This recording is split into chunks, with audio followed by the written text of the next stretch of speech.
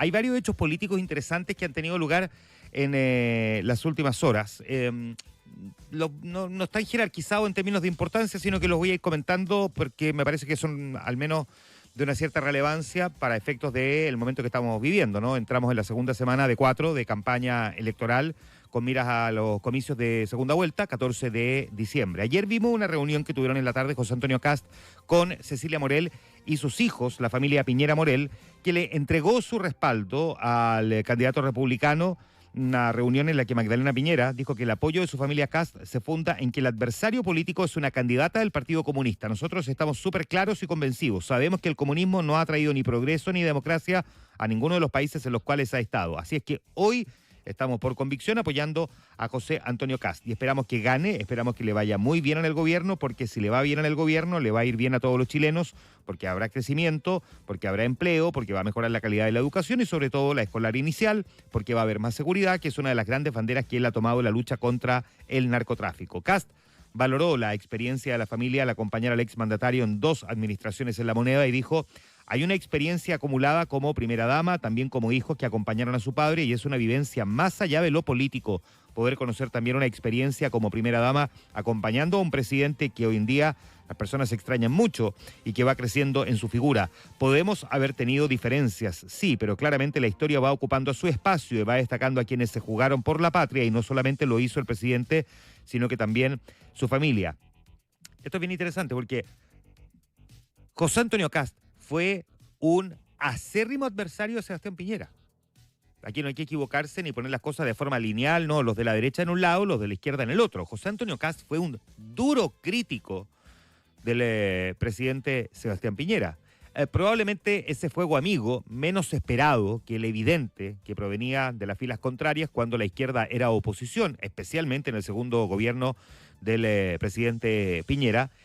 Al mandatario le incomodó más, no diré ni me atrevería tampoco a especular sobre los dolores que haya sufrido Sebastián Piñera. Me parecería un abuso retórico, ¿no? Pero sí, ciertamente le incomodó, y era sabido que al menos al comienzo parecía poco comprensible que quien hizo campaña por él en segunda vuelta, en la segunda elección de Sebastián Piñera, se haya convertido en un enconado adversario suyo, y especialmente después del estallido social, en el que tenía una mirada tremendamente crítica respecto de haberle encomendado al Congreso una propuesta de solución para ver cómo salíamos de un entramado que tenía Chile quemándose literalmente por los 4 costados, ¿no? Y que finalmente derivó en la propuesta de escribir una nueva constitución con 2 plebiscitos. ¿Se acuerdan ustedes el plebiscito de entrada? ¿Y quién debía además escribir la constitución? Bueno, a partir de ahí José Antonio Kast particularmente redobló sus críticas hacia el mandatario y fue muy, muy crítico. Ahora bien, dicho eso, evidentemente que en política parte de esas heridas o diferencias pueden ser subsanadas. Será muy difícil, por supuesto, asumirlas desde la perspectiva del presidente Piñera, porque no está. Pero si Piñera pudo con más cercanos suyos, con quienes además vivió una evidente, digamos, enemistad, como fue el caso de Evelyn Matei, no solo Evelyn Matei, sino que recordemos también Pablo Longueira, porque mucho se comenta de la gran pelea que tuvo Sebastián Piñera con Evelyn Matei a propósito del caso Kioto, pero recordemos que con Pablo Longueira tuvo una quizás todavía más marcada en lo profundo, quizás menos publicitaria, aunque también fue bastante, digamos, comentada, a partir del caso Spinac, y cómo ambos, Longueira en la UDI y Piñera en Renovación Nacional, encabezaban cada uno sus partidos, y esto provocó una enorme enemistad entre los dos. Piñera además como sorpresivo candidato que irrumpió cuando Joaquín Lavín competía y competía con Bachelet, y terminó siendo Sebastián Piñera el que pasó a segunda vuelta enfrentando a Michelle Bachelet. Ganó Michelle Bachelet esa elección presidencial. Esas diferencias terminaron siendo subsanadas, las que tuvo con Longueira, las que tuvo con Evelyn Matei, porque uno podría imaginar que que Sebastián Piñera no habría superado las diferencias. La pregunta que uno debería hacerse es: ¿Sebastián Piñera estaría respaldando la candidatura de José Antonio Kast? Y siempre es muy difícil hablar a nombre de los muertos, pero probablemente, si es que uno sigue la trayectoria política del expresidente, no hay mucho espacio a la duda. Y aquí habrá que decir otra cosa, porque ayer también surgieron hartas críticas respecto de la conveniencia de José Antonio Kast de ir a buscar el apoyo de la familia Piñera Morel y sus declaraciones de buena crianza. ¿Por qué no creer las declaraciones de José Antonio Kast desde la izquierda, digo que son los más críticos respecto de esto, y en cambio sí creer las del presidente Gabriel Boric cuando murió el exmandatario, en el que también tuvo sentidas palabras para el presidente? La política tiene mucho de eso, ¿no?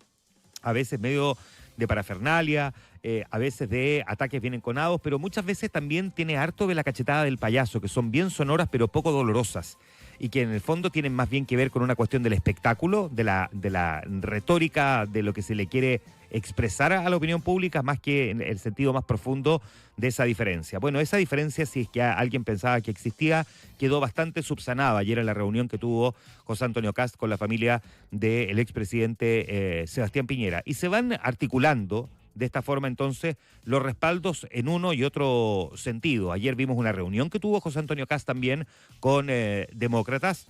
Nadie podría considerar que Demócrata es un partido de centro-izquierda. Yo creo que si tenemos que ubicarlo en el eje izquierda-derecha, queda por supuesto en la centro-derecha. Y a pesar de que hubo quienes desde el Partido Demócratas han planteado, y dudo que vayan a cambiar en el corto plazo de opinión, de que ellos no forman parte de un eventual gobierno de José Antonio Kast, de todas formas, esto también va configurando, va dibujando, por decirlo así, el cómo se está desarrollando este escenario previo a la segunda vuelta presidencial. Aquí habría que agregar otra cosa más. Ayer hubo críticas de vuelta, ¿no? Desde el comando de Janet Jara, después de una intensidad del fin de semana de publicaciones y también de discursos cuestionando al candidato republicano por no haber participado de un debate o no haber confirmado su participación en un debate, que el mismo candidato había dicho que no lo había confirmado.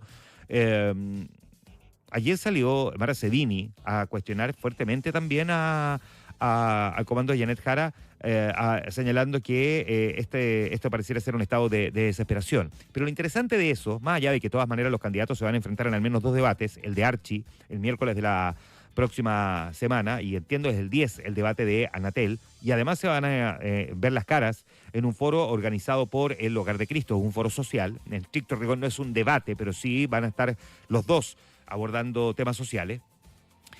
Ayer quizás que lo que más llamó la atención fueron las declaraciones de Francisco Vidal, que en el fondo, las voy a sintetizar, llamó a no perder un minuto más cuestionando al candidato Kast, sino que más bien promover las propuestas de la candidata Janet Jara. Ayer Francisco Vidal, que recordemos se sumó a la campaña de la candidata del oficialismo, se manifestó contrario a esta ofensiva en contra del candidato republicano. No perdería un minuto en criticar, fue lo que dijo él, y consideró mejor enfocar el relato en el diagnóstico que tenemos de Chile, de los problemas y de las propuestas para avanzar. Es bien interesante la posición que asume Francisco Vidal, da cuenta quizás de una mirada alternativa, estoy siendo generoso en el análisis, dentro del comando. No hablar de diferencia al interior del comando sobre cuál es la mejor estrategia, porque esto no es simplemente la declaración que dijo uno, la declaración que dijo, no, ayer, o sea, este fin de semana hicieron videos, simularon un debate donde el candidato no estaba, en cambio Janet Jara sí estaba, y digamos, eso ya no es simplemente una declaración, o sea, aquí había un diseño comunicacional y Francisco Vidal, un hombre que de comunicaciones entiende, no solo porque ha sido vocero, sino porque ha trabajado en Televisión Nacional varias veces en su vida, salió a cuestionar la estrategia diciendo que aquí se estaba perdiendo tiempo valioso.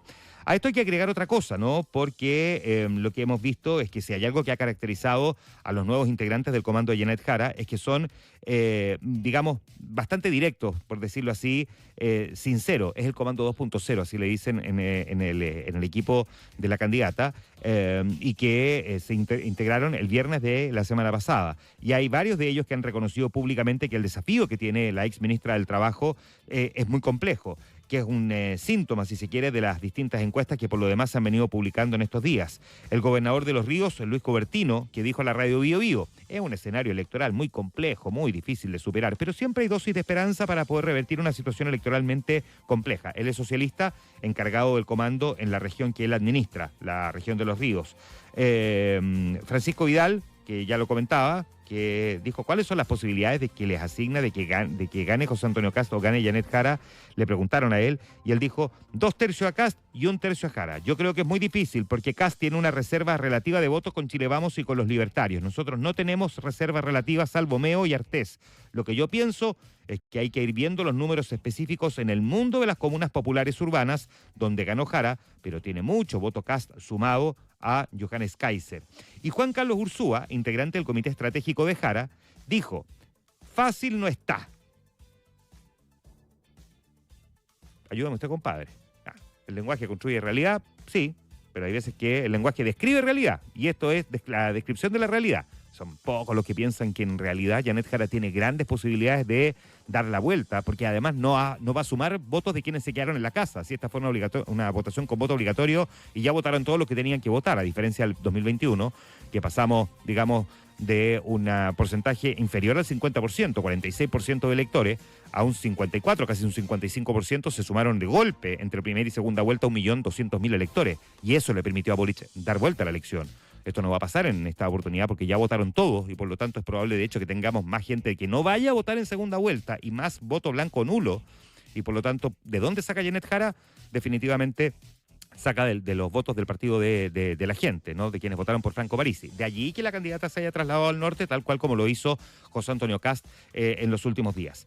Y a propósito del norte, déjenme agregar otro tema que también es relevante, porque hemos visto que la decisión anunciada por el presidente interino de Perú, José Gerí, de militarizar la frontera con Chile, no solo con Chile, con todos los países con los que comparte frontera, a fin de impedir el ingreso de inmigrantes irregulares a Perú, una decisión que ha generado una serie de reacciones, desde donde han llamado al presidente Gabriel Boric a adoptar medidas urgentes para regular el ingreso de extranjeros a territorio nacional por la frontera norte, además de exigir su presencia en la zona, se ha convertido inesperadamente en otro tema protagónico de esta campaña. De hecho, hay que recordar, primero solamente para darle un poco de contexto, que el presidente interino del Perú anunció que va a declarar en emergencia las fronteras con el fin de combatir el avance de la delincuencia. Informó que va a decretar este estado en las 28 provincias que comparten límites no solamente con Chile, porque recordemos que este país comparte fronteras con Bolivia, con Colombia, con Brasil, con Ecuador, que me estaba faltando también, a fin de que las Fuerzas Armadas apoyen el resguardo en estos espacios limítrofes. Y ante eso, el gobernador de Arica y Parinacota, que es de Renovación Nacional, él se llama Diego Paco, instó abiertamente al presidente Gabriel Boric a trasladarse a la zona y adoptar medidas en terreno para la protección de las fronteras nacionales. Esto ha llevado, por supuesto, a que aparezcan también los candidatos a solicitar también la presencia del mandatario, o al menos José Antonio Kast, y la candidata Janet Jara, que ha tomado una cierta distancia del gobierno y que ha tratado de convertir el tema de la migración en algo que le preocupa.